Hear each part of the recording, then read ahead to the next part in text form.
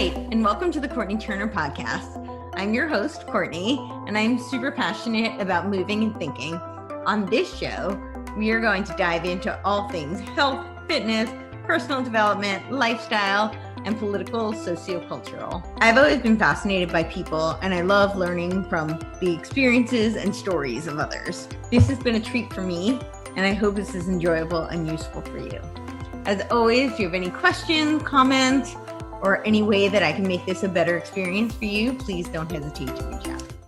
Hello, welcome to the Courtenay Turner podcast. I'm here today with Jason Bermas, who is an activist, a documentary filmmaker, and a commentator. How are you doing today, Jason? Very good. Thank you very much for having me.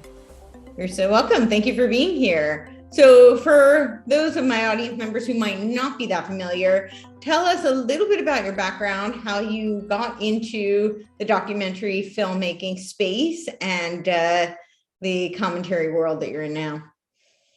Yeah, I guess it's after 9/11, I got a lot more involved in what was going on in the world. I started to not only watch what was a burgeoning 24-hour news cycle, but also downloading a lot of different government documents and documentary films through peer-to-peer networks at the time, Notella, Nutella, Kazaa, Morpheus, and that type of thing. It was from there and kind of collecting a lot of this stuff on 9/11 where I was burning CDRs. It was before even DVDs were really available for consumers. So I would make these CDRs, I would hand them out. And that kind of led me into being one of the creators of Loose Change, which ended up being one of the most viral documentary films of all the time.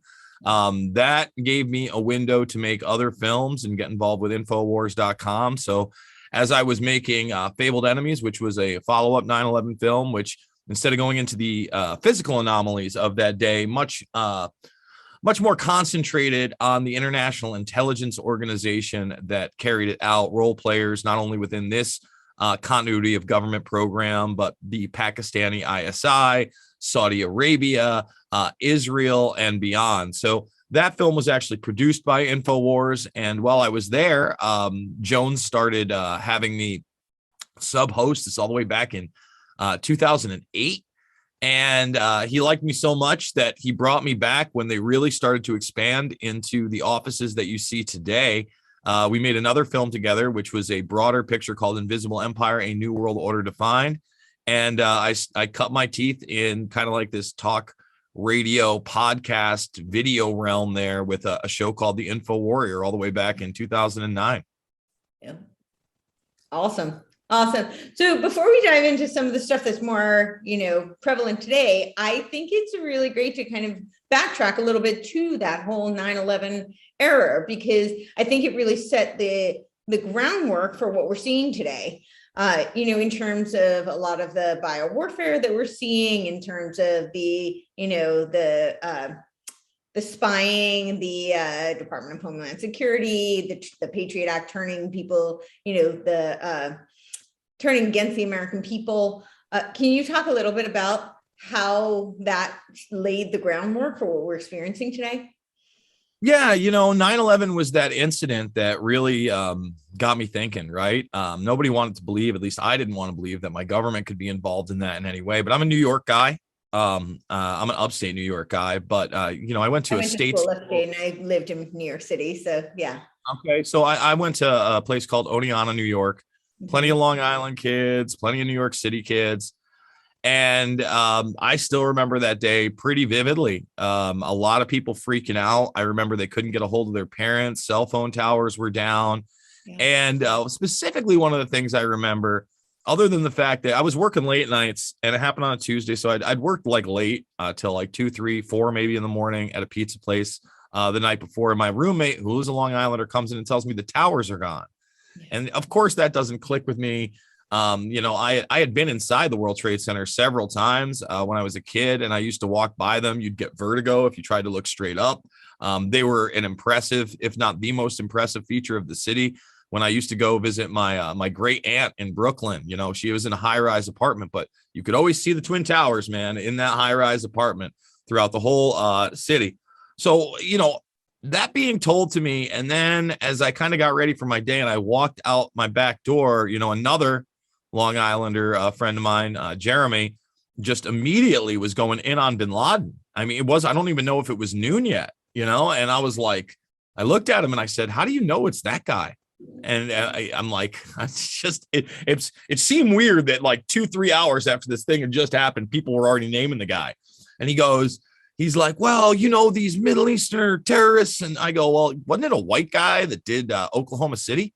I'm like, I brought that up at the time, just thinking to myself, because I remember there was a lot of talk in the beginning of that. I would later learn there was more to Oklahoma City and actually put that in my film, Invisible Empire, A New World Order Defined. But I had questions out of the gates. Not to say that I didn't go into the mainstream version of it, but as time progressed and there were just certain things that I started seeing on the television, within 6 months to a year, I really started questioning it and started doing my own investigation. And that's kind of what led me down this road, because you find out that not only the Patriot Act, but Homeland Security, for instance, what I like to call Deutschland security, is an infrastructure set up against the American people. It has nothing to do with terrorists coming to bomb us or take away our freedoms because they hate us.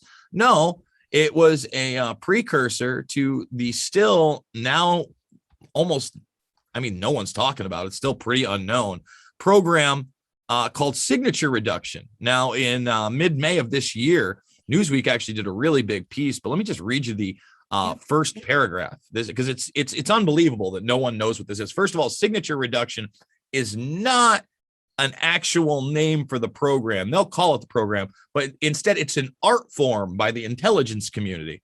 So it is the largest undercover force the world has ever known, and it's created by the Pentagon over the last decade.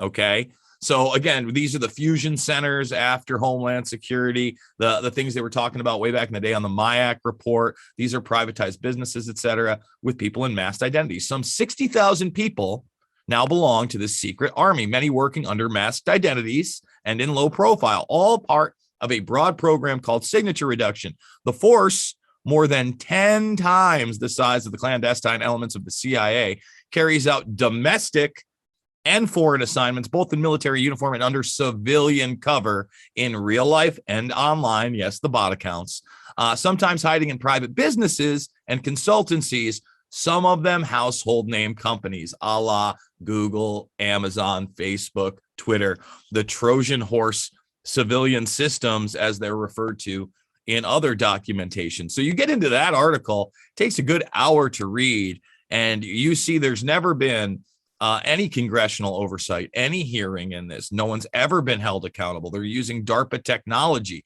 One of the most alarming pieces of now public tech that I had no idea about, that is in this article that no one seems concerned about, I'm a little concerned, is you think you're looking at a hand here. Mm-hmm. This is not a hand. This is a hand in a skin-like glove developed like DARPA that goes over your hand, can have any biometric fingerprint put on it, and even better, it actually emits human oils as it touches things. So let's just say that you sent your DNA into 23andY. Would you do that?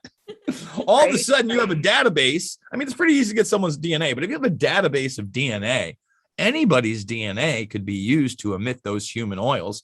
Anybody who has sat there and done this on their phone a million times and given up their thumbprint could have their thumbprint taken away. Forget about if you have a criminal record.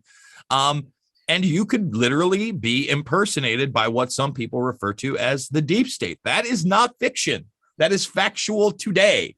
And let me point out that if you are part of this broad program, you kind of know how to get around the surveillance state. That's what you're trained in, hence tools like this.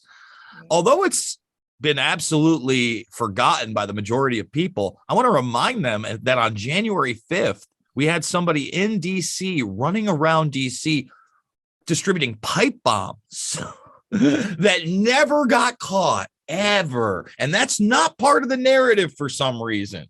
And you would think that if someone was putting out pipe bombs in DC, it would have been the biggest story out there. But somehow that got completely obfuscated, thrown down the memory hole, and instead they want to make you believe that the vast majority of which looked like a Dave Matthews concert was some kind of an insurrection. Right. Right. And it was the furthest thing from that, having been there, I can tell you that it was definitely not. So yeah, I think the thing that's really important for people to understand, because a lot of people are so, they say like they were there and there's no way that, these quote unquote conspiracy theory could possibly be true. But I get what you were saying, how like, you were very resistant too, like, you live there. And I think part of it is because people don't understand really how these intelligence agencies work and how they're, right. So, and how they're all interconnected and how they're all intertwined, and that they're not really. So, I have an argument with one of my friends all the time about the CIA, actually, because the CIA, we know, has definitely, used material to spy on the American people. And they've done it through the NSA and through some of the other intelligence agencies. And, the argument you always get is, no, they're only looking at foreign nations. Yeah. And right, that maybe that's what they're supposed to be doing.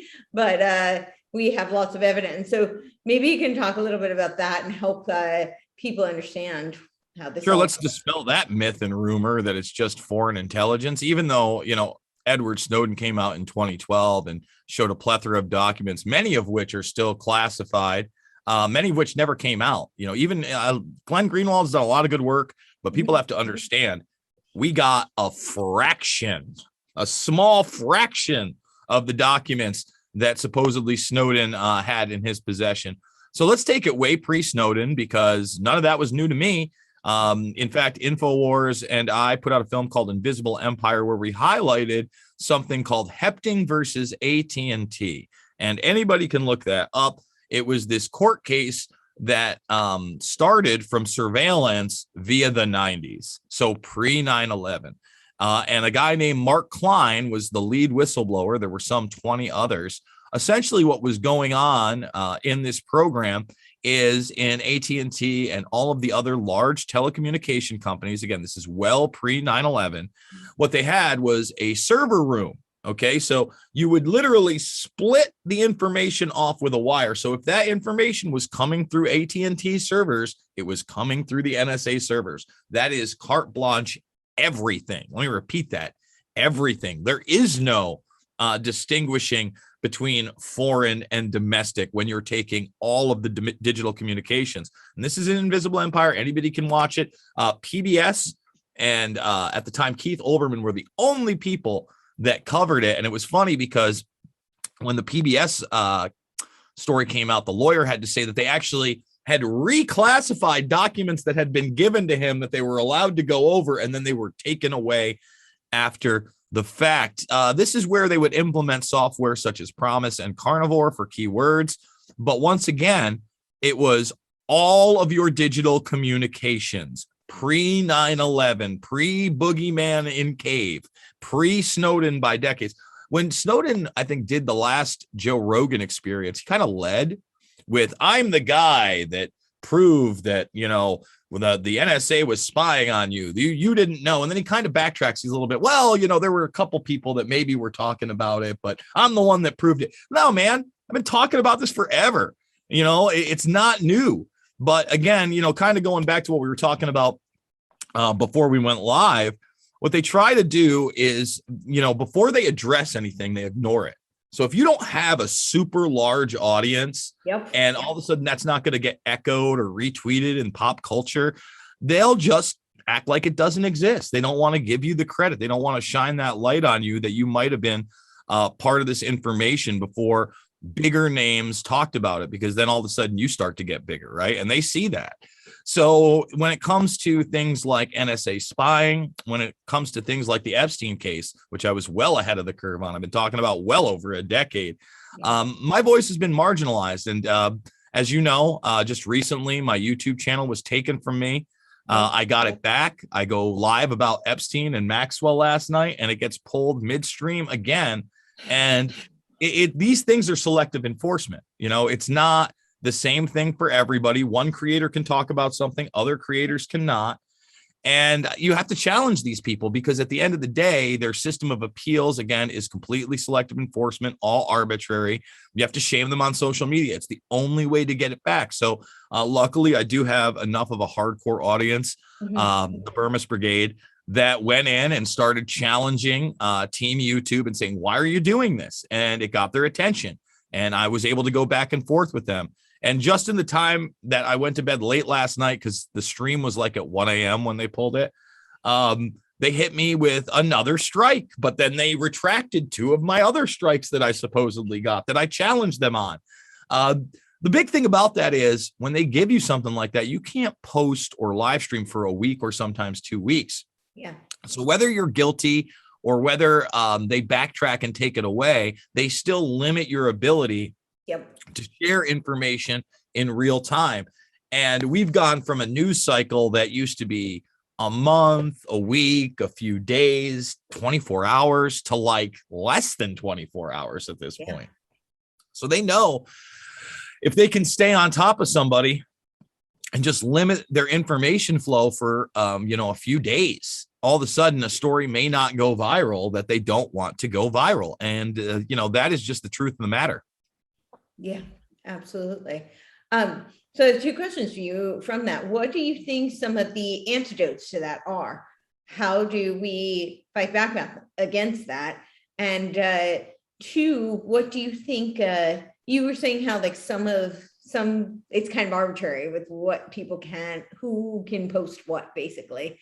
What do you think are some of the things that they really want to limit, and why is it arbitrary? Why is it pure arbitrary? Because I don't know how. Well, it's only arbitrary because there are certain people that have such audiences that they are able to fight back almost immediately, and all of a sudden they're put on blast, right? So, to just kind of give people an example of this back and forth that I'm having with Team YouTube even yesterday, and how you have to be. This is them updating after 48 hours. Saying we have reviewed your video that you appealed. And remember, I was not given the appeal process in the beginning. They just took my video down and my whole channel. I've had that channel for 14 years, since 2007. There's over 2,000 videos on it. Okay. And they said that they determined that it is not in violation of our community guidelines. No kidding. The video should be up and running. And it was. Let me know if you have any issues. I go, look, my channel is back, but I want the other 2 strikes taken. It's ridiculous. The 1 strike was for medical misinformation because my friend Sam Tripoli from the there he is right there, Fat Dragon Pro. Did I miss this one? Yeah, there we are. Man, where was it? He basically challenged he just talked about the fake ivermectin story. Let me go back. Is it in this one here? I had them all up. But basically he had gone through. He had told them this is a fake ivermectin story. And again, these guys get back to you and they act like, oh, well, we don't know what to do. And we understand. Maybe we can help you. You got to put pressure on them. So that one got taken away. Basically, the fake ivermectin story was the one where they were talking about gunshot victims. And it actually got fact checked by USA Today. Weren't getting treated because people were overdosing on horse paste. So they took that away. That's last night. I still have a cyberbullying strike for an Epstein video from January 2020. Now, I've challenged this. I actually started watching it again last night to make sure I didn't cyberbully anyone. It's an hour and 20 minutes. I assure you I didn't. And they know that. That hasn't been taken yet. But in that course, again, I'm got, let's see. Here's them saying they're going to look up to it. Here's the stream last night that got taken in live time. And that I didn't have an opportunity to appeal. I go, you remove this. It didn't violate any terms of service. Still not up. And in that one, I was going through the brand new pictures that are out. So if you haven't seen these, folks, there's a lot of nothing here. But what it does show you is a lot of the censorship. So what you're looking at is folders inside the Epstein estate that have blackouts over all the information on the side. If you go here, you see blackout on whatever picture that is. If you go here, all of these pictures are also blacked out. If you go here, you can see more pictures blacked out. If you go here, you can see some of the CDs that we've talked about, et cetera, et cetera. and how the information on those things are not being presented in this case. So it was as I was doing this that I got pulled. That video is still down. It, again, did not violate any terms of service. So I went through and I said, appreciate the info, gave them everything. Here's that fact check that I was talking about. This strike, again, has now been removed magically. I didn't get an email about it. It's just gone. And it really does show you that it's completely arbitrary. I watched a video from Jimmy Dore where he dropped the I word 36 times. I can't say that word. I can't say it in any respects, right?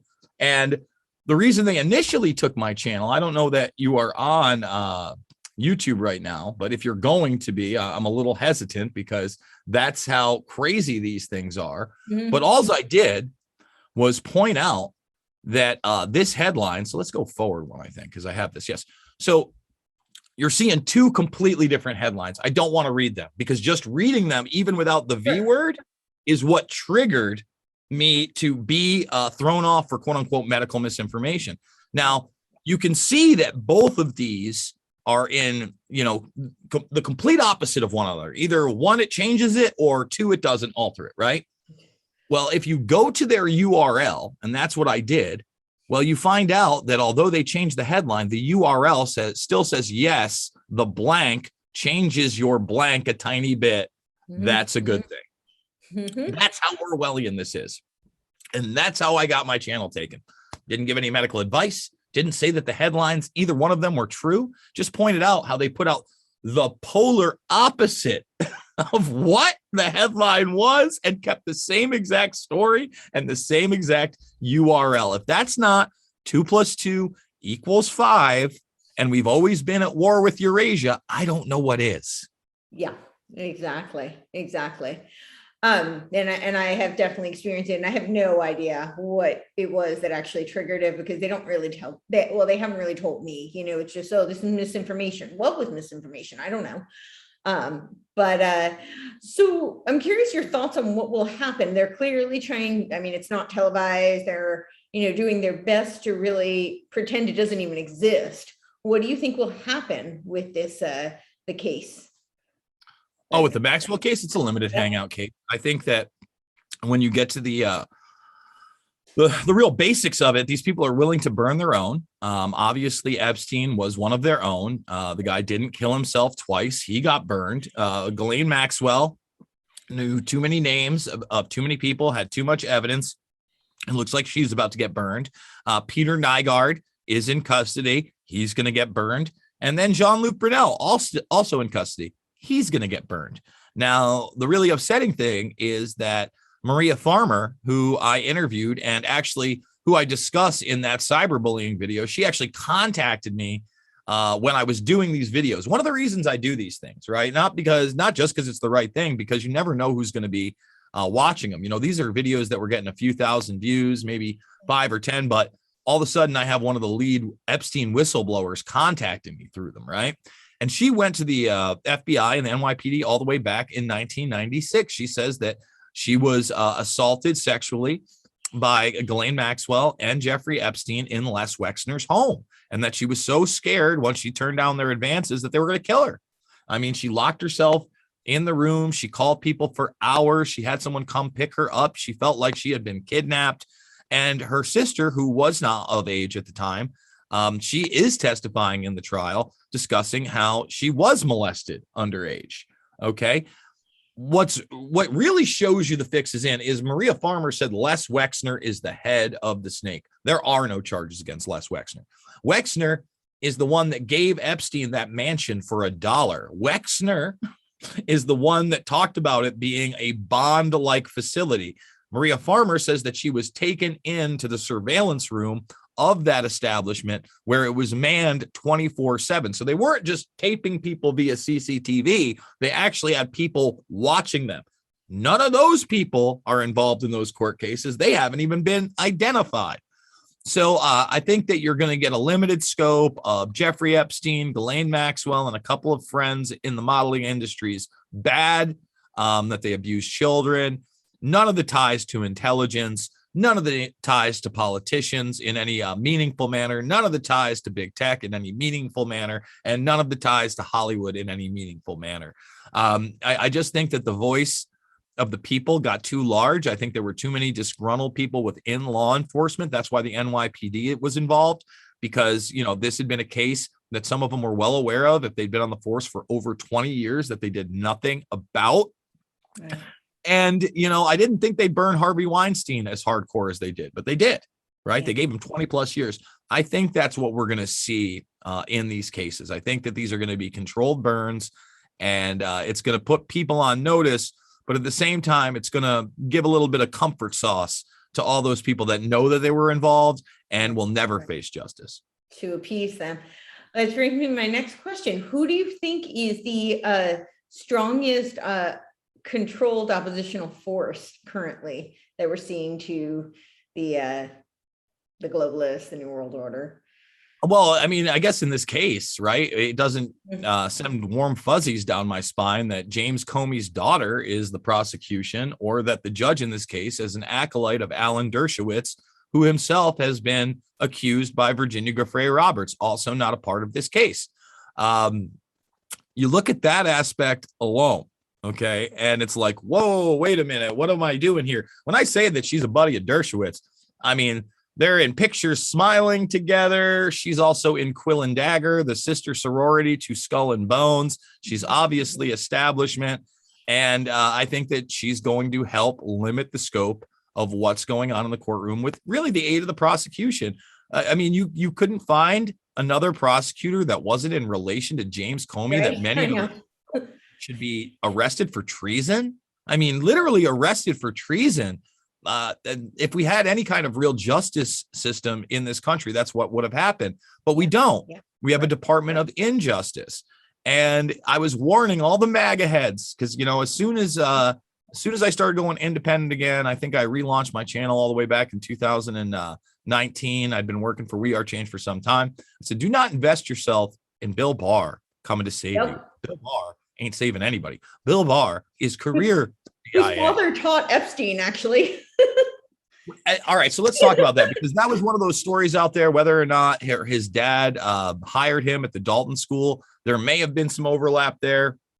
There may not have been. Mm-hmm. But what is absolute, is that Barr started his career with the CIA, did not even have his law license while he was with the CIA, passed the bar exam while he was in the CIA. One of his first things for the Department of Justice before becoming the Attorney General under the first Bush, who is Mr. CIA and Mr. Deep State, okay, was working with Robert Mueller to cover up the BCCI banking scandal. And the BCCI banking scandal involved players from around the world, but notably the Bin Laden network as well, the Iran-Contra network. You actually had some of the people who blew the whistle on Iran-Contra, some of the C-130 pilots, name Bill Barr as a character called Robert Johnson, who was a fixer in Mena, Arkansas. And, you know, when a lot of these books were written, they would talk about Mena and Barry Seal, and American Made becomes the movie about this. It's largely fictional. But American Made with Tom Cruise, that was about Iran-Contra and Barry Seal, was originally going to be called Mena, and they just wouldn't do it because they didn't want that association with Bill Clinton. Two highlights for me in that film is kind of like the comedy aspect of it, where the ATF and the FBI and the police all come to raid Tom Cruise at the same time. Pure fiction. But then he starts talking about how he's going to get off. That's not really pure fiction. When he was arrested by authorities, he'd be like, yeah, I'm going home today. And at one point, Clinton did call it in, you know, so they have Clinton call it in the movie. And then they actually, at the end of the movie, play an archived clip. So it's real news of George Bush Sr. outside of the White House being asked about his involvement in Iran-Contra and just kind of smirking and walking away. In my film Invisible Empire, I highlighted this network because I believe it to be, you know, really at the crux of the issue, and what this Epstein network was, as basically a network where you had plausible deniability all over. When you look at Iran-Contra, The weapons were actually purchased by Israel from Czechoslovakia and Poland, sent down into South America. We would ship the drugs up from South America. So you get the guns from Israeli sources, Czechoslovakia and Poland, guns down, money back up into money and drugs back up into Florida and into Mena, Arkansas, and then distributed all over. And then the drugs would be sold, and then they would reimburse the Israelis. Well, Maxwell, Ghislaine Maxwell's father, was clearly involved with Israeli intelligence. And you had Ben Menashe talking about how Epstein was involved in Israeli intelligence. And even when Vicky Ward, who I'm no fan of, talked about the intelligence connections to Epstein, she mentioned a guy named Adnan Khashoggi. Khashoggi just happened to be involved in that Iran-Contra network. So, it makes a lot of sense that it wasn't just a blackmail op. There were a lot more things going on.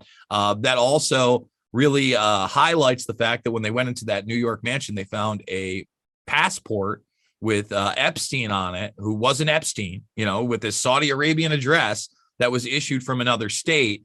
Well, again, you look at Saudi Arabia and say their role in 9/11, obviously allied with the Bush family for many, many years. Even the bin Laden family was allied with the Bush family for many, many years.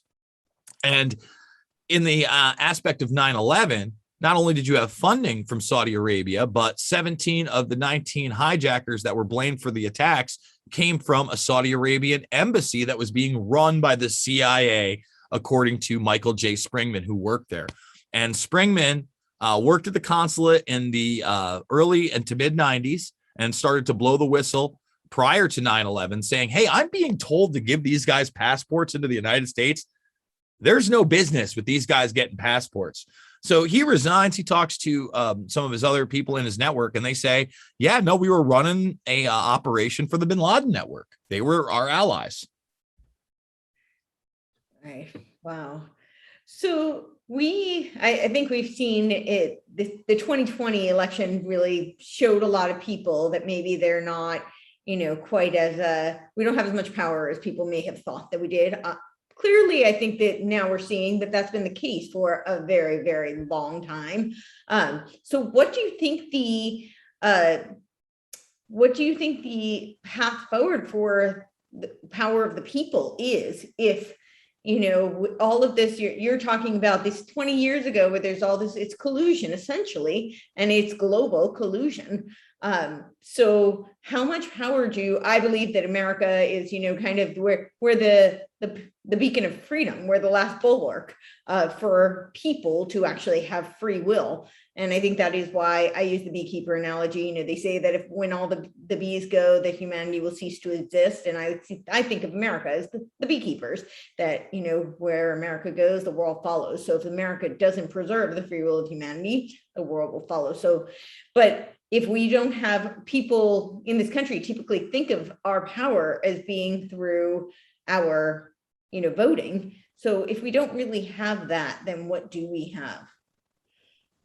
Not much. I think that a lot of it unfortunately is an illusion. You talk about the 2020 elections. I've been talking about election integrity 15, 16 years, probably the 2004 election, when you had George W. Bush, who's the son of H.W., who we were previously discussing, running against his second cousin and then ninth cousin on the other side. So John Kerry related to the guy. John Kerry, also in Skull and Bones, went to Yale. And just so people understand that Skull and Bones isn't just like a fraternity where we're hanging out. Oh, hey, it's a frat. First of all, fraternities are networks. Some of the best networking I've ever done is via my fraternity, whether I went to school with the guys or not. And that's kind of the point, right? You have this network that spans decades that can help you with lodging or other friends or jobs. All these things are a reality just for little old me or anybody that's been in these things. But when you talk about Skull and Bones, they don't tap you until you are a second semester sophomore. So in other words, you're not even a pledge until you're about to go into your junior year. And then you only have 2 years at the college. So they're really making sure that they've got an eye on you. And there's actually a film called The Good Shepherd. Matt Damon, Robert De Niro, et cetera, where in the very beginning, it's very accurate.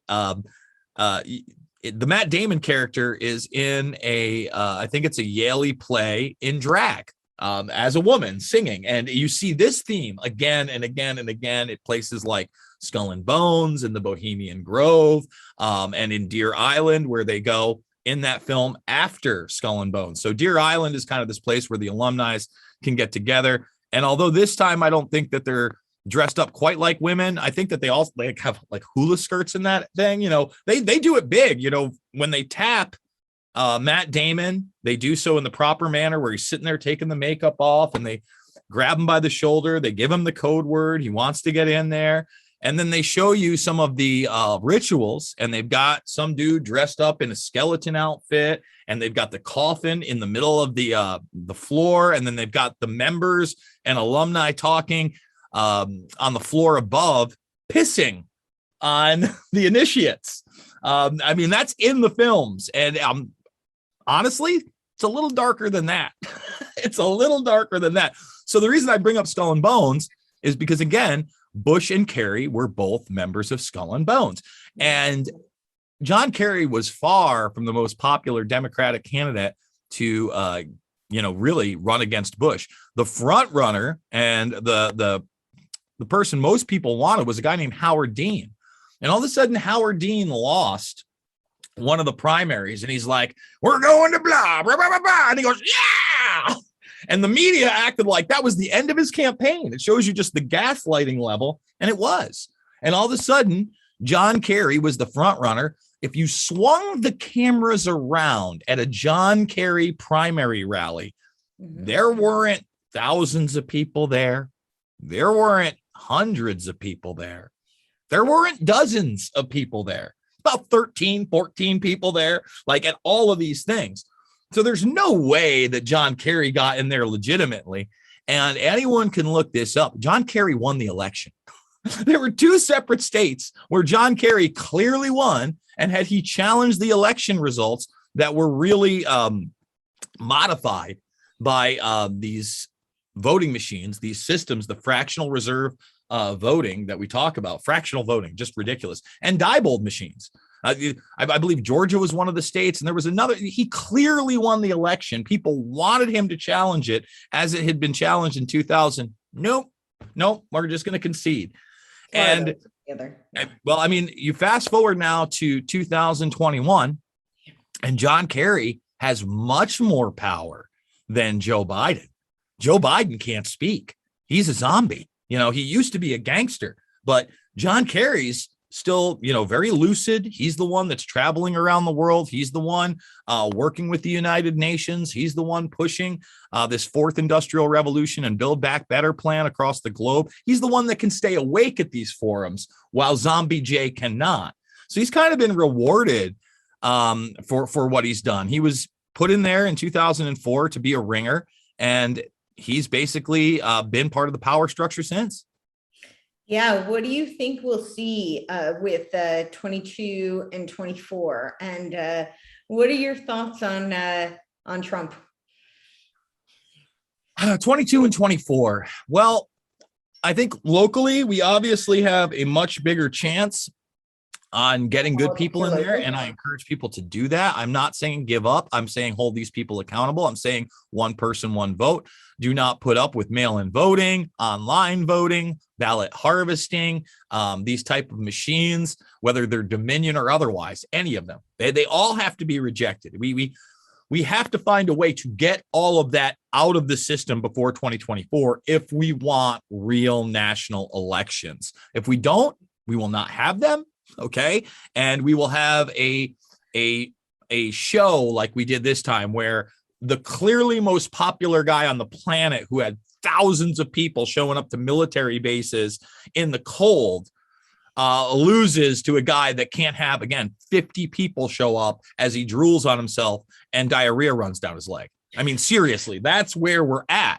And then they gaslight you into believing that guy's the most popular guy, a guy who gave eulogies at KKK members' funerals, including Robert Byrd, a guy that told you he didn't want to live in a racial jungle, a guy who covered up the Pakistani ISI role in 9/11. I mean, when Joe Biden was with it, He was as gangster as it gets. Make no mistake about it. He wrote the Patriot Act. He not only wrote, like helped write, he endorsed that mother trucker like you would not believe. He was so war on terror. He was, he was so into that Bush regime. And it's so funny. You look at the 2008 election and the 2007 primaries. And one of the debates, the first debate was a YouTube debate. YouTube was just starting to get big. People were giving their questions via YouTube. All the stars were there. Hillary Clinton, Barack Obama, Joe Biden was up there. And then you had some people that were actually kind of honest. You had Dennis Kucinich, which, was the last honest Democrat, in my opinion. Maybe Tulsi Gabbard a little bit, but Kucinich was up there. You had John Edwards, who was big at the time. And they all had a plan to get us out of Guantanamo Bay. And they all had a plan to get us out of Iraq, right? And Joe Biden had a plan. I mean, it's a joke. It's a bad joke. Here we are 20 plus years later, and this war is never ending. And even when they get us out of somewhere like Afghanistan in a complete disaster, you have all those mercs there. There was no reason any of that had to go down. If you really wanted to get the troops out, you clearly could have done that by protecting certain strategic areas with all the mercenaries and the troops that you had trained. And those are the last people to leave, if they leave at all, because they haven't left. And that's, again, one of those blinders. When we get to 2024 and Donald Trump in particular, I really hope that he does not run. He failed us on so many levels. He's a guy I voted for twice, not because I wanted to vote for him the second time, because I saw how dangerous Joe Biden and the crew were. This is what I've always said about Trump from the very beginning, all the way back when I started seeing him in these debates. I was a much bigger Rand Paul guy. I'm not really a Ted Cruz guy. Rand is still not his father, but anybody else up there, Trump was probably the second best speaker. And, he was quicker than Rand, and he's got more, media persona than Rand. I could see why people had fallen into it. We live in a very big Big Mac culture, right? Like where Donald Trump is larger than life. So the three things I want to say about Trump before I voted for him and went into this knowing about it the first time I voted for him was, one, the guy's a misogynist. Let's not play around. Let's not act like he's into Jesus Christmas and he's spiritual. No, he's on Wife 3. Who is a softcore porn star, like literally. She was like in those type of movies, whatever. That's your thing. I like Melania, but I'm just pointing that out, who had a slew of infidelities that he bragged about throughout. I mean, I remember when Marla Maples and Ivanka Trump were going at it in the public arena, and that would be his second wife, not even his third. I remember the Stormy Daniels thing, and everybody was acting like he hadn't slept with Stormy Daniels. I'm like, what planet are you on? Of course he slept with Stormy Daniels. Like this, it's not even a question. Like to me, it wasn't. I'm like, of course she's telling the truth. I mean, how many other porn stars do you think the guy slept with? He ran beauty pageants for years. That this was all part of like the big wang swinging Trump persona. So one, misogynist. Let's get over it. Two, the guy's a gangster. You don't build casinos in Atlantic City without the help of organized crime. I hate to break that to people, especially when he did. It was, I believe, 77 or 78 when they finally legalized gambling on that strip. And his father, Fred Trump, is how he got into the business of real estate. But it was the early 80s that Trump saw, oh, okay, we're going to do this here. Taj Mahal had the biggest casino out there. Just the construction alone in a place like New Jersey or New York. I was just going to say, yeah. You're dealing with the mafia. Grow up. You're dealing with the mafia. Grow up. There is no doubt about it. Okay. Again, yeah. Let's be adults. So you got somebody that doesn't mean that Trump is in there like a boardwalk empire character wearing a hat going, take them out. That's not reality. But at the same time, very much doing business with these negotiations. Yeah. Yes. And then third, he was an actor. Like even before his reality show, he was a guy that was on all the talk shows, Oprah, Donahue, 2020, 60 Minutes. And that really is just kind of like, not only not discussed, but not discussed in the manner it should be. He was also big into the WWF and professional wrestling. Like, he's the guy at like the first WrestleMania. He made all sorts of appearances on that show for years. I mean, decades. He had a bit where he attacked Vince McMahon at the show. Like, that got made into a meme. Very comfortable on camera, okay? And you have to put that into effect. When you get to his reality show, which is something I never watched, if you think reality shows are real and that they don't do several takes for all of these things, then again, you're not in a place called reality. I was an actor. So, you have to be submitted for reality shows. Like, they did casting calls. Yeah. Thank you. Yeah. Thank you. A lot of people don't get that. So even with all those three things, and I also warned people, I said, those are the three things about Trump. I also feel like he could very easily be heavily swayed into military action when we should take none, right? And then you saw his administration. You saw James Mattis. You saw John Bolton. You saw Bill Barr. You saw McMaster. I could keep naming them off. All these people, warmongers. And I think he really failed with Iran and the Soleimani decision. I think he really failed when he started telling people that we were going to leave Syria, and then a false flag happens, which isn't even an attack, the chemical attack that did not happen in Duma. And we all knew it didn't happen. People like Pearson Sharp of OAN flew there within 24 hours, was on the ground where the supposed chemical attack had happened. No chemical attack. No one said that. Found one of the kids in the videos. Found one of the kids who had water poured on him in the videos with his dad, who was fine. And everyone ignored it. And everyone acted like it didn't exist. The UN sends their people over there. They actually realize, hey, there was no chemical attack. They write up the report. The UN changes their report. They have to blow the whistle. They okay. Never did that. Oh, no. They have to blow the whistle via leaked emails and WikiLeaks back in 2018 after the fact. No one covers it. And even the Trump administration acted like that was Russian propaganda. And we know it to be fact. He's also a guy who ran on love the WikiLeaks. Can't get enough of the WikiLeaks. Have you seen the WikiLeaks? Didn't do much for Julian Assange, did he?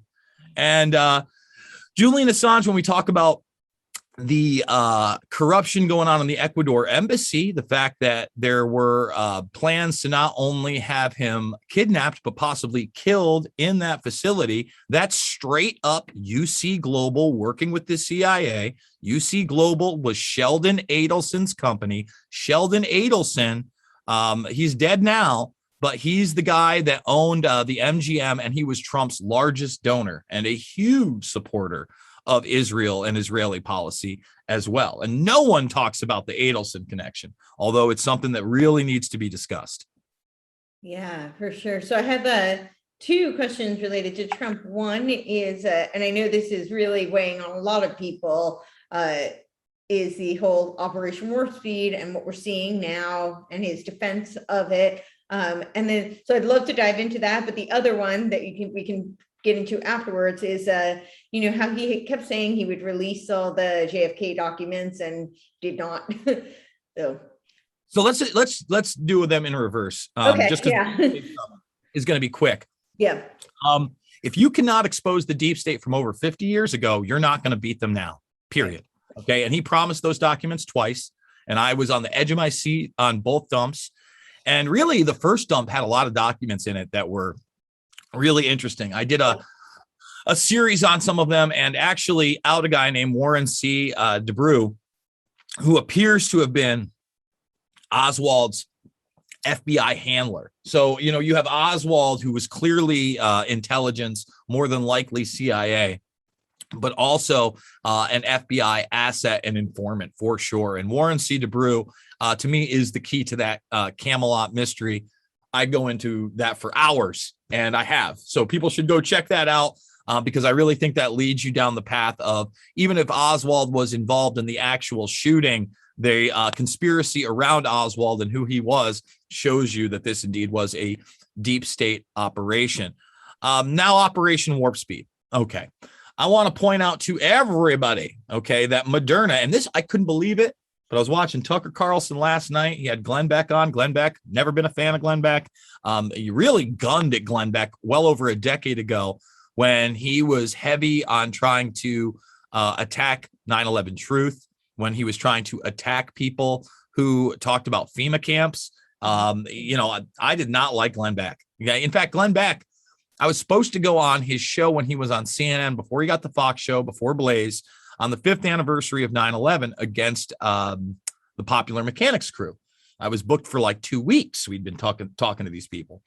And earlier in the day, I went on Democracy Now! For an hour against the Popular Mechanics people and eviscerated them. I was immediately canceled on Glenn Beck, and they just let the guy from Popular Mechanics spout his propaganda for 12 minutes. So when I saw Glenn Beck yesterday on Tucker Carlson exposing the DARPA role in the Moderna vaccine, I was like, wow, because that's something I've really been talking about. And for those that don't understand, what you're looking at is Moderna's own page behind me. And now you're seeing page not found. So weird, page not found.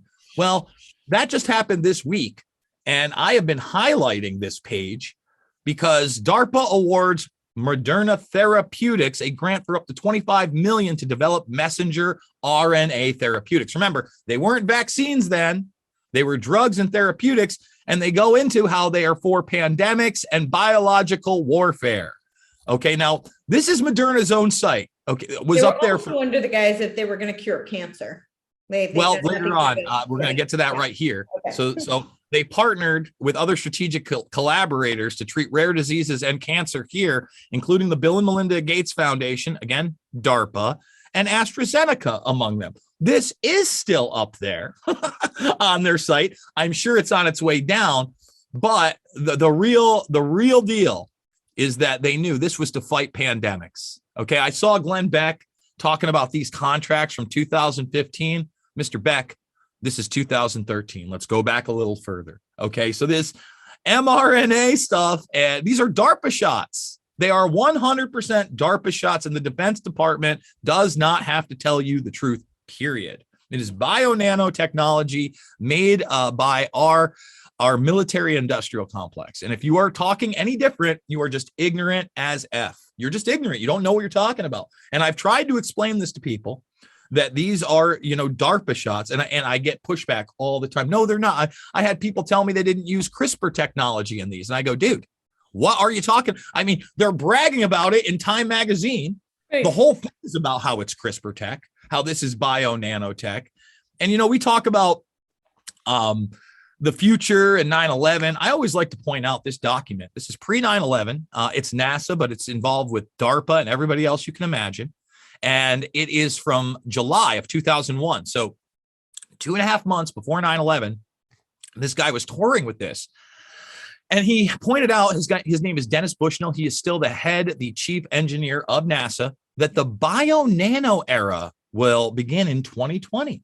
Weird, because the bio-nano era clearly began in 2020 when they started injecting a global populace with bio-nanotechnology. Now, they don't know how long that this era is going to last, but notice what the next one is. It's virtual. And that is the huge push with the metaverse. Just to show you some of the highlights in this 113 pages of transhumanist nightmare, this is how far along that we really are. In it, they talk about tele-everything. How much of this was pushed during the pandemic? Telecommuting, shopping, entertainment, travel, education. That's a big one. Gave that to the Bill and Melinda Gates Foundation. Medicine. They want to take doctors out of the picture. And they did that in places like Australia with the Sophia robot, where it's basically a robot that rolls up with a tablet on its chest. And, you talk to somebody and then they prescribe. Telecommerce. We're all on Amazon. Telepolitics. They let senators and congressmen Zoom in. And of course, telesocialization. That are the ever-present networks that we're constantly talking about via Google, via Twitter, and via Facebook. This document is a treasure trove of the timeline of what they want. And what they want is total and complete control. They want nanotechnology in everything. And if anybody thinks that this is, far-fetched, they'll tell you right now, no, this is based on all cases upon existing data, trends, analysis, and technology, e.g. No pixie dust, all a reality. And this is a 2001 document. I played a lot of clips of this gentleman 10 years later talking about how they have already put brain chips in over 10,000 people, that it's not quite certain what humans will do all day after this 2025 mark, because there were two code words, okay? One of them was sustainability, which he admitted was basically the de-evolution of our standard of living in the westernized world. And by the way, this talks about population stabilization. Let's bring that up. So you have the sustainability thing. Mm-hmm. And then, which all these big corporations are following the SDG. That's all the sustainability. Yeah. Mm-hmm. Exactly. That's the code word. It's the code word. Yeah. So, here it is right here. Stabilization of the world population. And then the other code word was for productivity. And he admits that meant more and more automation and robotization of society. Mm-hmm. And that's what this is. So we're starting to see that, right? You can even see it in the, what is it, that animated commercial of the single mom for Phoenix Education, where it's got the Cranberry song in the background and how she's going to take care of her kids. And all of a sudden the robots are in and she's just going to become a programmer. Really? Is that where we're headed?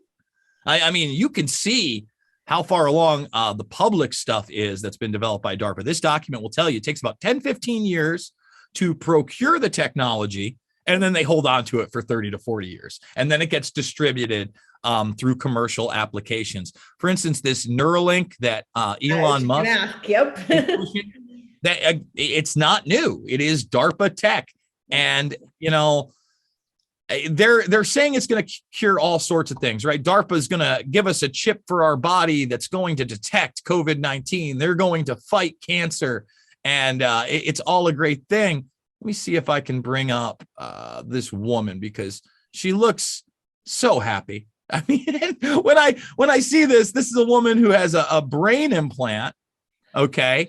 And it's lifted her severe depression. They act like this is new. No, they've been working on this with Soldier. The same guy, Dennis Bushnell, in 2010 said that they had already put 10,000 brain chips in human beings.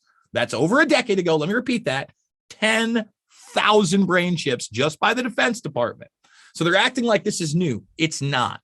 Do you think this woman looks happy? Do you think the overweight woman with a mask on her face, alone in her garden, is happy? Get the F out of here. But that is what they're going to push you into, just like they want to make you believe that a pill is going to make you happy, or a pill on top of a pill like Abilify is going to cure your depression. No, this is it. The chip will do it. The VR goggles will do it. Technology will do it. And really, what they're trying to do is to strip us of our very humanity so that we accept this transhumanist nightmare. Yeah, absolutely. So before I do want to talk a little bit about the transhumanism and the agenda that they have, I'm curious your thoughts on, I had asked about controlled opposition. Do you think that they either put forth or, maybe co-opt these, individuals as frontmen because they will be more likable to the mainstream and maybe be seen as being oppositional when really they're serving their agenda, which is, like the transhuman. I think they pick winners and losers, right? I think they pick winners and losers. I think that, Jeff Bezos has kind of almost been set up as the virtual Bond villain, and Elon Musk is Bond himself, right? Like that's the whole thing, is like the good guy, bad guy. Right. I did an entire video when I hosted the 4th hour of InfoWars earlier this week, showing how YouTube, Google, Alphabet, whatever you want to call it, corporations within corporations, they're not a private company. They are the military industrial complex. You can't have somebody like Eric Schmidt, who is a steering member on Bilderberg, who writes books with Jared Cohen called The New Digital Age, Reshaping the Future of People, Nations, and Businesses, as a private businessman. He's working with the government. And when you talk about just the very beginnings, we talked about NASA a little bit. When we talk about just the very beginnings of NASA's relationship to Google, they started their relationship all the way back in 2005. That's Eric Schmidt right there, shaking hands. That's 2005. By 2019, they had achieved quantum supremacy in artificial intelligence and quantum computing. Okay. Everybody knows that if you read those types of future strategic warfare documents from all nation states, whoever has quantum supremacy and AI supremacy is going to be the most apt for being the world's superpower. Okay. And at the same time, what was Google doing?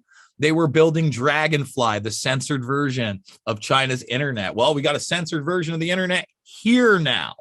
All right. They're not a private company. They're a part of the military industrial complex. They are what's discussed in this document as a Trojan horse civilian system. So let's bring that up. Yeah. You look about this. It talks about inexpensive ways of warfare, information warfare, internet warfare, psychological warfare. It talks about binary bio into the food supply. They're now talking about putting it openly zeros and ones nanotech into your food supply. Again, no pixie dust, 2001 document happening in real time. And then they talk about these Trojan horse civilian systems. Well, when you get to them right here, it says software, subvert, deception, dissemination, Trojan horse viruses, etc. Chaos, psi warfare. What do you think this is? They laid it right out. This doc, anyone could go check it out. There's two different versions of it. There's a Reader's Digest version that's 100% real. One's 48 pages, one's 113. But it doesn't take that long to read through because it's a PowerPoint presentation. So obviously, Bushnell was expanding upon this in some of his talks. But when you look at these things, it blows your mind if you have any semblance of the technologies that they were talking about 20 years ago that are now in the public eye. Yeah. So you talked about like a bunch of things that most people just aren't even aware that are an attack literally on our humanity, you know, the biological, the nanotechnology in our food, the psychological warfare that is so rampant, obviously in our education, in our media, in our entertainment, and just in our, you know, pervasive in our culture. And so many of these things are because they're done by you know, institutions like the military industrial complex, the DARPA, these really, really high tech, both psychological and scientific methodologies that people don't have much defense against. So, right, like most people have no idea how to, you know, purchase or ingest food that doesn't have this laced in it. Most people aren't even aware that when they're watching a movie that there are all these subliminal messages that they're using, like Flickr technology, you know, that will affect how they're processing this information. So what one can people do to make people more aware of this so that more people wake up? Because I believe the Great Awakening combats the Great Reset. And two, how can we, once people are aware, how can we fight against this? Great question. I think obviously the awareness factor, the fact that you might not want a Echo Dot or a Google speaker in your house, that you have to be aware that even the gaming system or the TV that you have is probably recording what you're saying. Limiting time on this. There are alternate operating systems. Right over here, I've got a Graphene OS phone, you know, that's stripped, it's de-Googled. That's one way that if you're really looking to get away from all the track trace database stuff, you can do. It's a little bit expensive or a little tech nerdy, but not as expensive buying a new iPhone. I'll tell you that right now. You know, you'd probably have to drop about $500 to $1,000 on one of those phones, but you can do it. Those are really small ways. When you talk about your diet, get away from the fast food, get away from the garbage, you know, in the store. Go for more fruits and vegetables. Even if those are GMO, which I'm not a fan of, it's going to be better than that standard American diet that we all talk about. And that's going to start firing neurons. You're going to start thinking clear. I'm a big believer in mind, body, and soul, right? Like if you can get some exercise in, there's something to be said about that. I know they're telling you that the vastly overweight woman with the mask on her face is happy. I assure you she is not. I assure you she is not. And then I would say drop the partisan stuff as much as you possibly can, because that's really a lot of your friends that don't want to hear this stuff.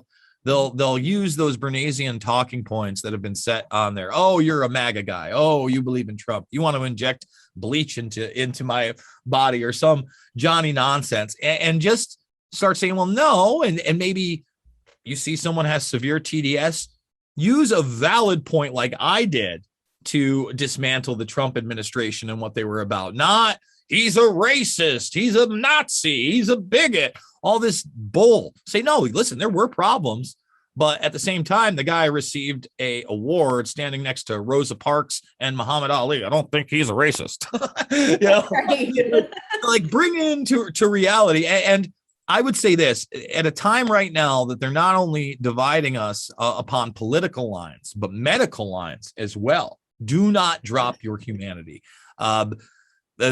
Zuby, who is on Twitter, he had a great tweet. He was on the podcast. Yep.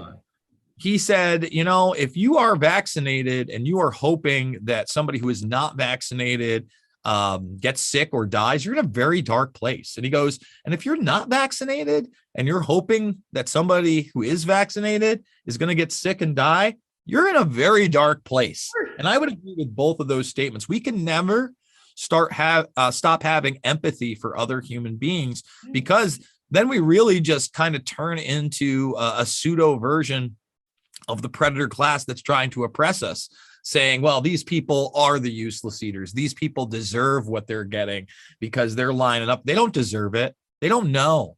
Not everybody is able or sophisticated enough to break free of this very, very, very strategic and weaponized propaganda that has been used against a global populace. So don't lose your humanity no matter what. That's what I suggest to people, and keep trying to reach other people. You find a point of agreement first. Yeah. There's no one out there that's wrong about 100% of everything. They've got one thing you could agree with. Start there. Right. There's no one who's 100% wrong about everything. There's no one who's 100% right about everything. Correct. Right? Yeah. Correct. And I love the point that you make, because that makes them win, because their whole agenda is to transcend humanity, right? They want to destroy humanity. I always say the powers that be have a trinity they worship. It's the triple Ds, and it's deception, division, and destruction. And deception is, the age-old Marxist or occultist, whatever you want to call them. But I think the Marxism is derived from occultism. But it's the inversion tactics, right? And they deceive. And the division, we see this, the divide and conquer. That is the way that they can usurp power and then destroy. When you destroy, then you leave a breeding ground for chaos, which is you leave chaos, which is a breeding ground for usurpation. And yeah, so we have to fight against all of that, because that is how they win. So yeah. It says chaos right here on the document, right there. You're 100% right. Again, this document is a must read for those not aware of it. Yeah. So we'll have to link to that document. So I do want to talk a little bit about the transhuman agenda, these shots that, you were just saying, we don't know for sure what the result of these will be. We have no idea. But they do.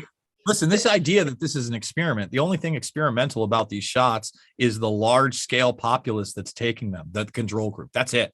They know exactly what these things are going to do. Let me repeat that. They know exactly what these things are going to do.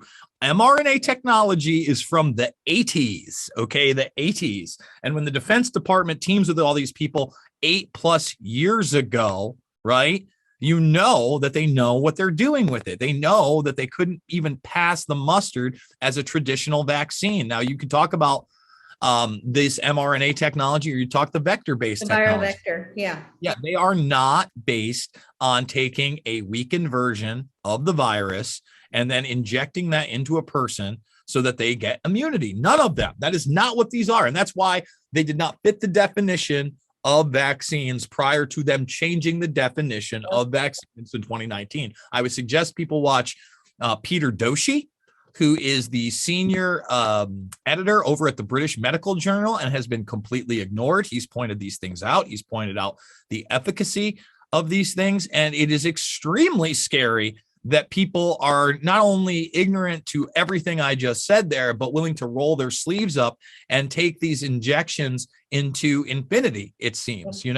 I was one of the first people to discuss how Bill Gates was openly saying that this was going to be 2 to 3 shots, and then every 6 months, and then possibly every 3 after that. This was on television, same interview where he gets asked about Moderna's side effects and how there was an 80% amount of side effects. I was harping on the fact that you had Dr. Sandra Fryhofer of the American Medical Association basically telling you that the side effects of COVID were you getting COVID without saying you got COVID. Like right. And hence all the variants that we see. Yep. Well, even so let's forget about all the variants. Let's talk about what she said the participants were feeling once they took these shots. Yeah. Fever, high fever, body aches, bad headaches, day-long exhaustion, and other symptoms after receiving the shots. So bad, migraines that were so bad, they might not come back for the second shot. So now you're telling me I've been healthy for over a year when this came out, right? I've beaten the worst of COVID, and now you want to give me a shot that gives me all the symptoms of COVID, but I can't call it COVID, right? I mean, this is the reality. And then you had this article, which so many people fought me on. Researchers warn some COVID-19 vaccines could increase the risk of HIV infection. Awesome. That's what I want to inject in my body. You had Luc Montagnier, who was a biologist, scientist, won the Nobel Prize in 2008 on HIV, said that HIV was a part of COVID-19, hence the fact that I don't believe this thing leaked out of anywhere. But from the very beginning, I said, look, I'll believe that this. They showed the strands. It was four sequences. Yes. Yeah. Yes. 100%. Oh, I get it.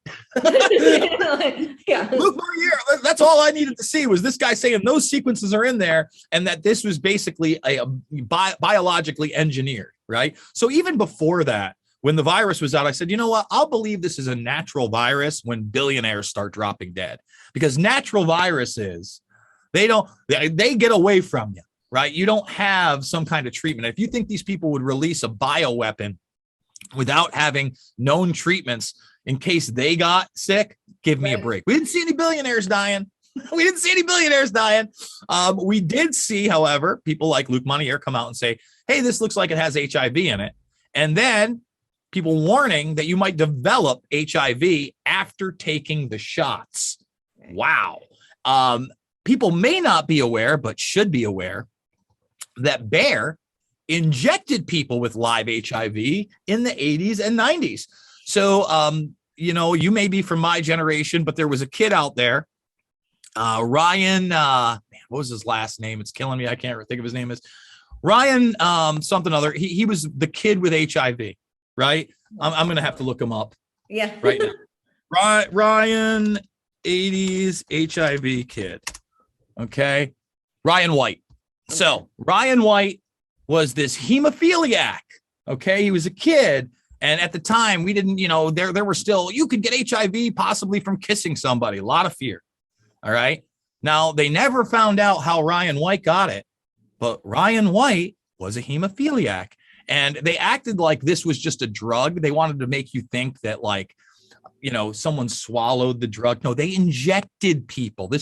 Factor 8 was a twice a year injection that was infected with HIV and they knew it and they got caught and they paid a bunch of people off. And do you think that they stopped once they got caught in the United States? No, they sent it over to Japan and Europe and sold it anyway.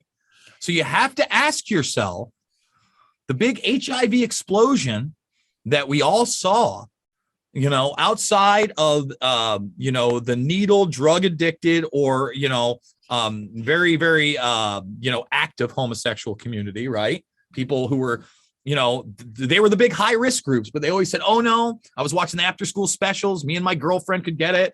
It was a big deal. Yeah. Was it that, Or was it the fact that Bear injected a bunch of people that didn't live those two types of lifestyles that really put the fear into the rest of us? And I think that you know how I feel about it. Well, just to tag along with that, because I think we are the same generation, but I remember going, I grew up right outside New York City, and I remember going out into the clubs, and it was during the time where, you know, the Limelight had this huge scandal where people were injecting, like you running around with the needles, injecting AIDS into people. And so I would go in with these big heavy coats, and I wouldn't take them off to dance because I was so afraid of that. And I remember that. I mean, this was like public, you know, stories. Yeah. So. And they were doing drugs called poppers that heavily decreased your immune system. You know, it was basically one of these amphetamine type drugs. You talk about the Limelight. There's a few documentaries on that place because that's where the Club Kid murders took place as well. So, you know, the 80s and the early 90s were a very, very different place, but we've really glossed over on what was achieved in that generation in fear-based medicine, right? There were so many other things that were in actuality affecting us here in the United States that we should have paid attention to. Hepatitis being one of them. A lot more people died from Hep C than HIV, but for some reason, HIV was the main focus and still really is the main focal point. You hear less and less about you continue to hear less and less about other types of sexually transmitted diseases, especially ones that can be fatal, like Hep C, if you don't have the right types of medication. Whereas HIV, they've got 5 different drugs for PrEP before you even get it, Descovy, something, you know, it's ridiculous. Where did all these HIV drugs come from? And why all of a sudden am I seeing all these commercials for them when the vast majority, vast majority of the United States populace not only does not have HIV, but is literally at like zero risk to get it? Right.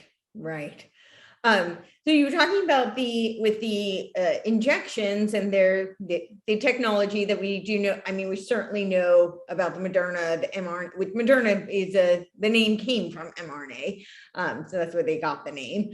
But there is the viral vector, and I think a lot of people use that as kind of their, you know, and they claim that the AstraZeneca is more of a viral vector, and that one is, or I don't know how many people even know that term, but they think that they're safe. Yeah. Yeah. Right. I mean, if we want to talk about that, it's really an homage to the success of this Bernaysian campaign of hammering you home with talking points like 2 weeks to slow the spread and alone together, or we're in this together. And that moved into the realm of safe and effective, right? That was the hashtag safe and effective. Yeah. So you hear that 10,000 times and you already kind of had oatmeal for brains. Well, now you're just pouring the maple syrup and the butter on and you're ready to scoop it up. Like, for some reason, people cannot get past that. And I say Bernaysian talking points because Edward Bernays, for those that do not know, is the godfather of propaganda. He's the literal person that wrote the book in it. It's called Propaganda. And he was very instrumental in the Tavistock Institute of Human Relations, who are very tied into a lot of the psychological warfare that we're seeing today. So.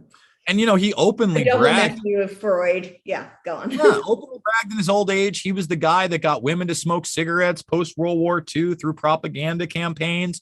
Yes. In his book, Propaganda, it's in my film, Invisible Empire. In the opening pages, he talks about the ruling class of a very few men who the majority of us have never heard of running the show. You know, period. It's in my film, Invisible Empire, A New World Order Defined. And unfortunately, we are under that same model today. And a lot of the names haven't changed much. This is generational. This is rule by bloodline. And I know a lot of people don't want to hear that. They want to believe that we live in, you know, a democracy, which is really supposed to be a constitutional republic. But at the end of the day, you have these families and these people that are beyond the law, that are not prosecutable, that in some instances literally still wear crowns on their head in the case of European and Saudi Arabian royalty. How are we supposed to get at these people? Sorry. And so many in this country who have been, you know, affiliated with those royal lines. Yeah. Yeah. Absolutely. You look at somebody like Epstein, and one of the things that they released yesterday, one of the photographs I didn't show, was Epstein and Ghislaine Maxwell clearly sitting in the same cabin that the Queen is sitting in. So like they're not together, but they're in the same exact spot. And people are like, oh, I'm shocked. Why are you shocked? Like the Prince Andrew relationship is already there. We already know about that. We already know that Andrew's brother, Prince Charles, was, big time friends with Jimmy Savile, a serial pedophile who never got caught, and a guy that was literally raping corpses and women in hospice. These are the type of people that they hang out with.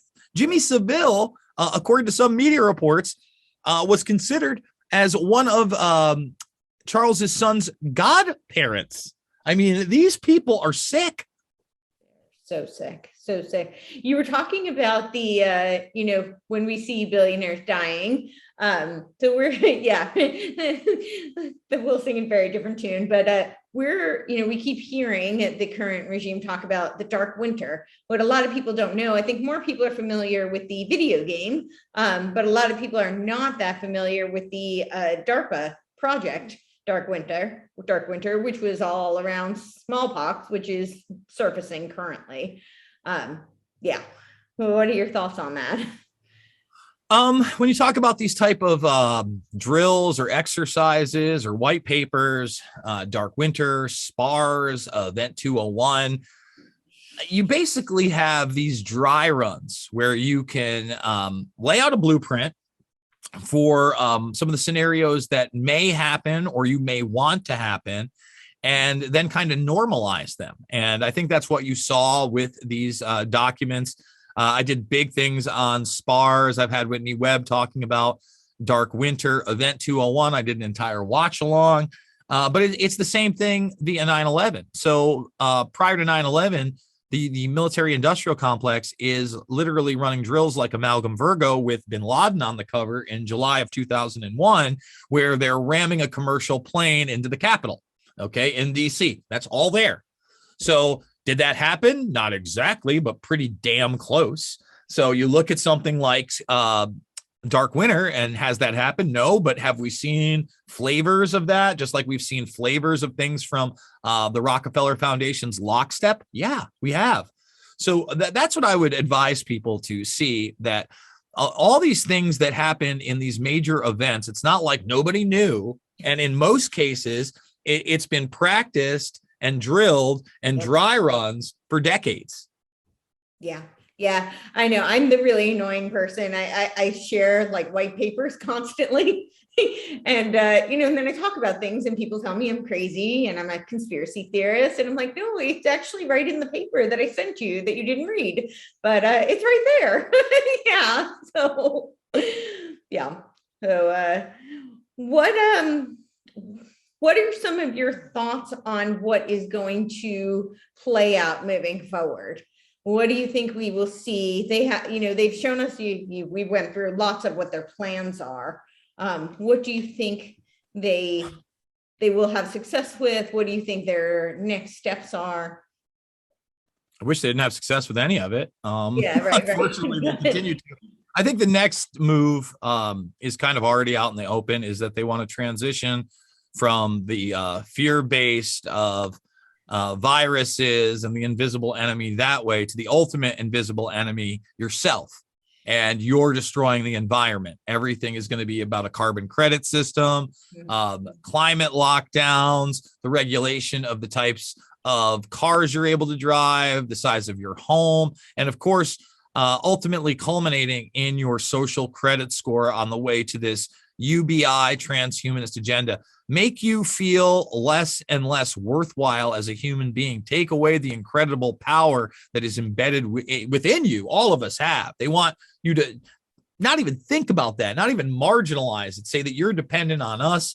That, if people don't understand that COVID-19 84 was a massive universal basic income program, that's exactly what it was. Yep. And now you're seeing it laid out permanently in places like Los Angeles that have taken to the most stringent of the restrictions, still in masks, have their key to slavery pass, Oh, no, we'll give the UBI there. Don't worry. And I always warn people, it's not free. How many shots did you take? Did you show up for this? Are you obeying here?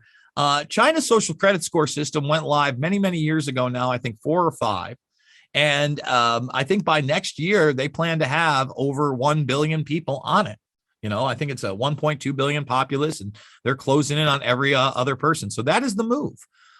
They want to marginalize your power as a human being. They want to empower systems of government that will put a score on your very soul, right? This is Malthus 101, Malthusianism. What is your life actually worth?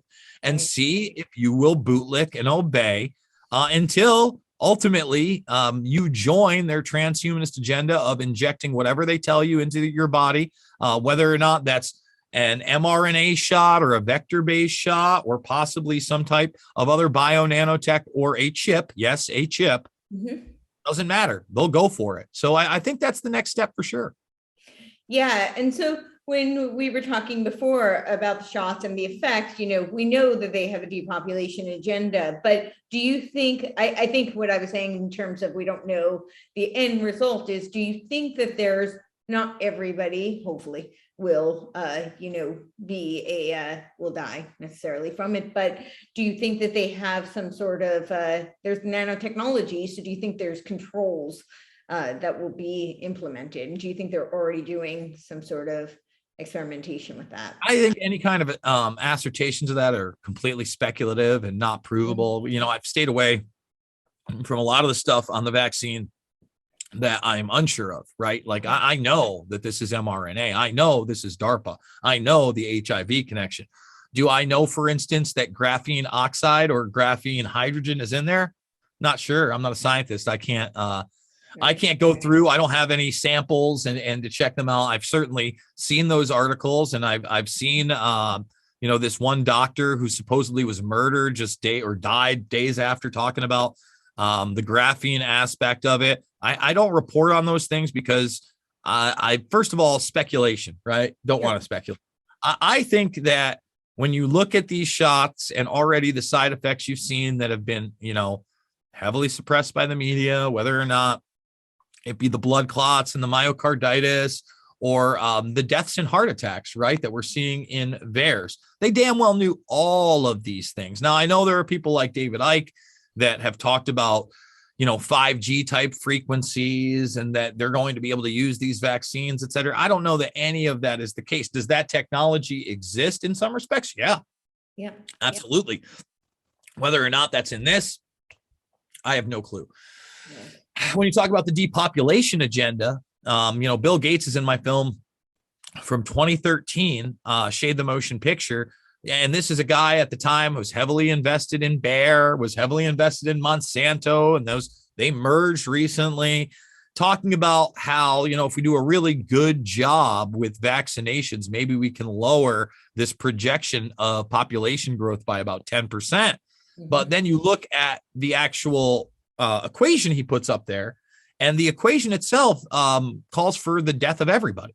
There is no way to have people. It is a multiplication program to have people without carbon, period. Zero. We live. We are carbon-based beings. It's literally the life molecule, by the way. So all these supposed scientists seem to have missed fifth grade, like earth science, where they talk about how without carbon, life ceases to exist.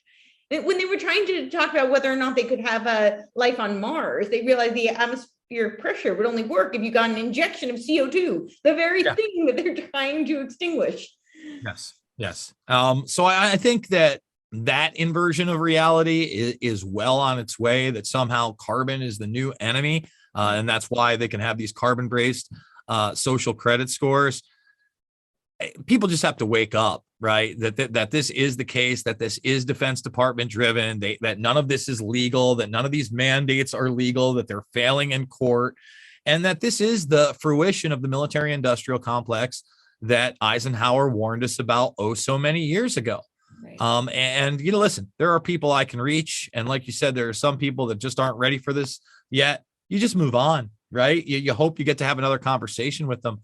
But Bill Gates, is, back in 2010, going to meetings with the quote unquote good guy club to curb overpopulation with great people like Ted Turner and George Soros and David Rockefeller Jr. and Michael Bloomberg and Oprah Winfrey. Just awesome folks.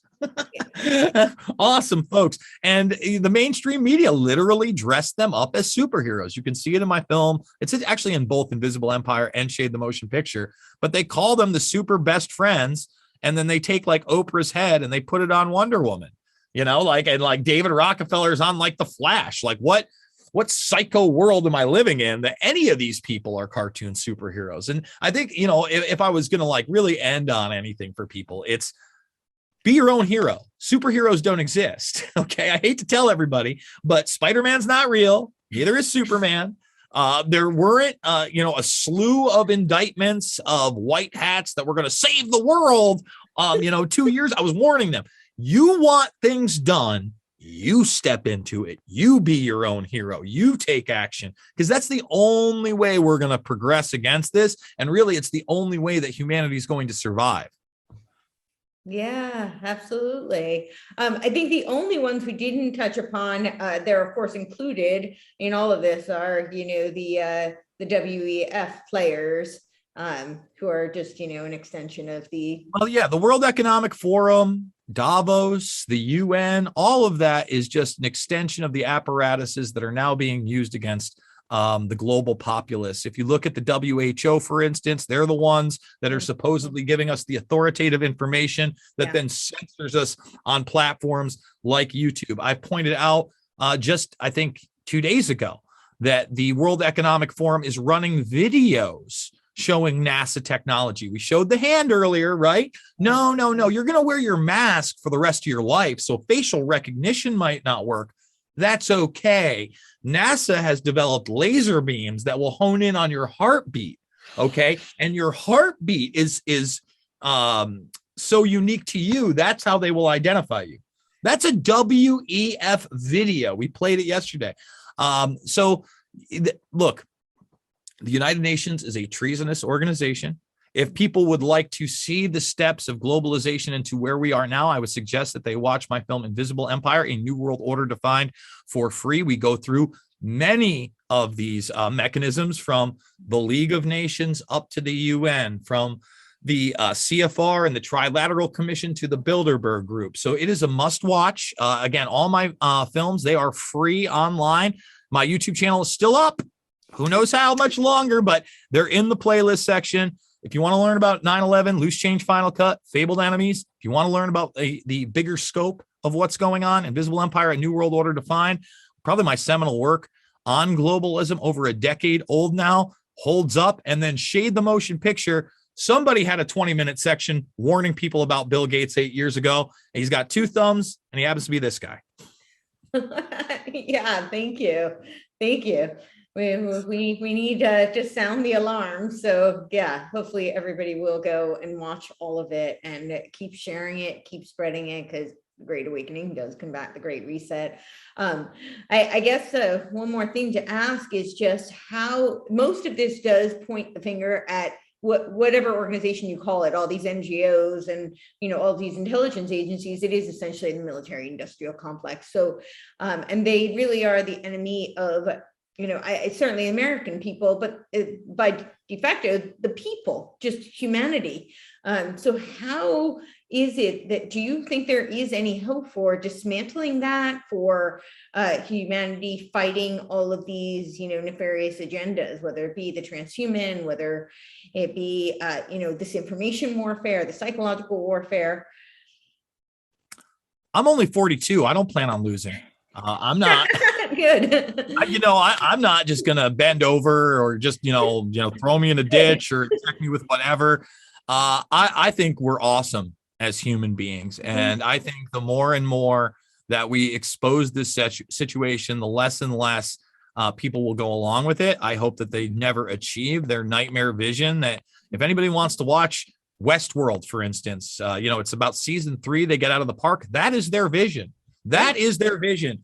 People drugged out of their minds, okay, with chips in their brains in a society that surveils them all the time based on a social credit score, working in conjunction with robots. Yep. In a society that is run by artificial intelligence. Okay. That is what they are trying to push, and we must push back as human beings. I think we win. I do think we win. I think at the end of the day, these are human beings that are doing this, right? I know there are some people out there that want to say it's the interdimensional demons from hell, Jason. We know.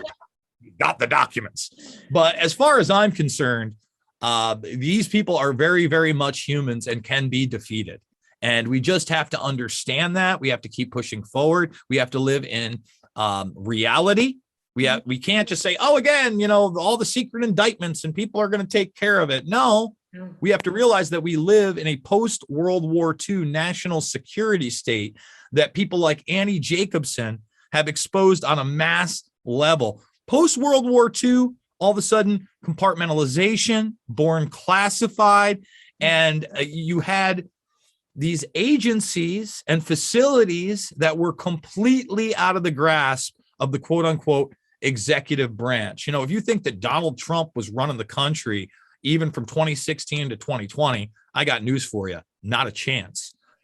Was he better than most? Yes. Did he get some of his things through? Yes. Did he speak out against globalization? Yes. We've played all those videos. Yeah. But was he in charge? No, not a chance. He was in charge. We would have easily gotten those documents about JFK, number one. People would have went to prison, number two, based on just the Russiagate hoax and scandal. I mean, that's ridiculous. The fact that they impeached him a second time over the Ukraine, when you had Joey B back before he was Zombie J bragging with the head of the CFR, Richard Haas, next to him as he cackles that he withheld $8 billion from the Ukraine because they hadn't fired the prosecutor who was looking into his son. Well, son of a bitch. I mean, that was on tape. I remember covering that. And the only thing I could think of is Biden going to fall for this, because it was before, I think it was 2018. I went over that video. I would have never imagined that somehow that information in that video would lead to a second impeachment of Trump. That's the clown show that we're in. So I would say this: do not give up. Do not just accept that we must be defeated as humans. Lies don't make friends. Bring as much truth and love into your life as you possibly can, and never stop exuding that upon the people that are around you and the people that are listening to you, because they're going to see that, they're going to feel that vibration, and that's how we win this thing. Yeah, I love that. I so agree. Thank you for that. Yeah, and you brought up, all these documents that have been classified, and Annie Jacobson, who's done tremendous work on DARPA and Operation Paperclip. And I think it was you who I heard say that there's 600 million documents that are still classified. How is it? In the book, she goes over it many times. For those, listen, this is dense information. So if you're going to get the book and it's like this thick and you're not going to read it, F you. I've read the Pentagon's Brain, which is phenomenal. I have to reread it because there's so much in there, but we all have so much in there. So I suggest to people, get the audiobook. If you're taking a road trip, these books it takes about 24 to 30 hours for her to read these books out loud. Yeah. And for any of the road trips, it's just, you're listening and you're sitting there driving, like, what did I hear that? But in Operation Paperclip, which was published in 2013, we still had 600 million documents that were classified based on that alone. And all you people screaming about Nuremberg 2.0, I want to tell you, we only prosecuted 23 Nazis. We only prosecuted 23 Nazis. So until you understand what really happened in World War II, post-World War II, I don't think, again, we're living in the reality that we have the tools to fight the Leviathan that is now upon us.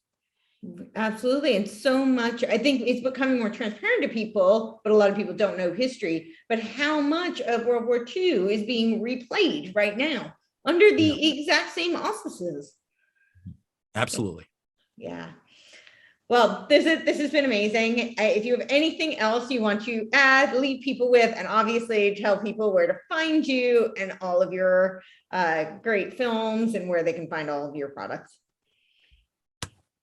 Folks, Loose Change, Final Cut, Fabled Enemies, Invisible Empire, A New World Order to Find, and Shade the Motion Picture are all available for free in the playlist section over at my YouTube channel if I still have it. I may not still have it, and you may crave uncensored Jason Bermas. So please go make a free Rockfin account, ROKFIN.com.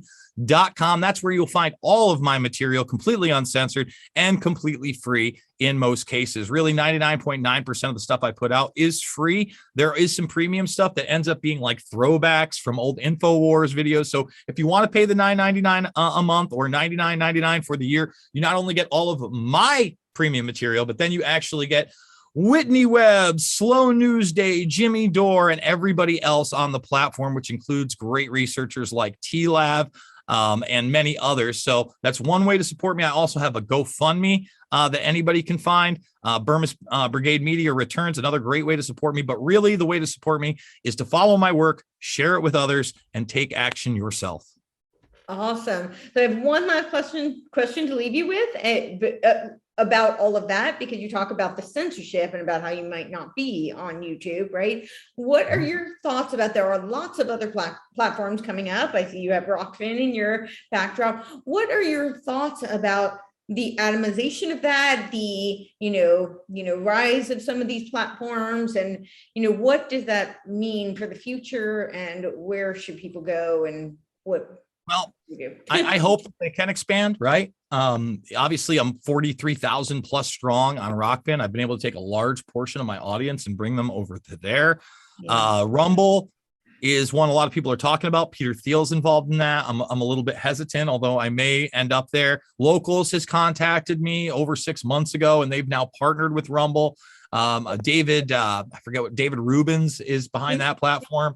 Yep. I like some of his stuff. I think that I'm going to try to get there. Here's the bottom line.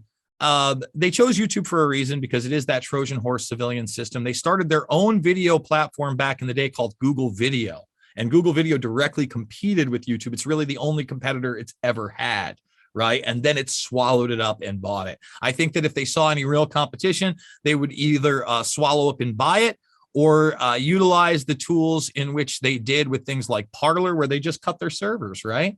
That's how cool Jeff Bezos and Amazon are. You got to make your own servers. I think the censorship is going to be as rampant as they could possibly allow it. I think people are going to have to get more technologically savvy. We're seeing censorship in real time, but that's where the people are, man. That's the problem. That's where the people are. You have to use their tools against them.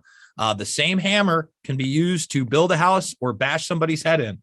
And that's how I feel about YouTube, right? It can be there to prop up somebody like Brian Stelter and all of his Johnny nonsense, or it can be for somebody like me who can slip in the truth to somebody that was just watching a cat video and bring them to another platform. So we got to use all the tools in our arsenal, and I can only hope that more people gravitate to the alternate platforms like BitChute, like Rumble, and of course Rockfin. Thank you so much.